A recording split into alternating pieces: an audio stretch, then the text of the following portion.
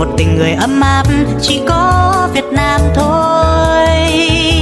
Gửi chút thương thương nhớ nhớ, gửi một chút buồn thật vu vơ, gửi về nơi xa ấy có một người đang đứng chờ. Gửi theo làn gió mới đến cánh đồng vàng xinh tươi, nụ cười xinh trong nắng mới, người con gái Việt Nam ơi. Là người tôi yêu đó, là người luôn vẫn chờ, một tình yêu đẹp lắm có thể viết như một bài thơ. Người Việt Nam là thế, đơn giản lắm nhưng đậm chất tình người.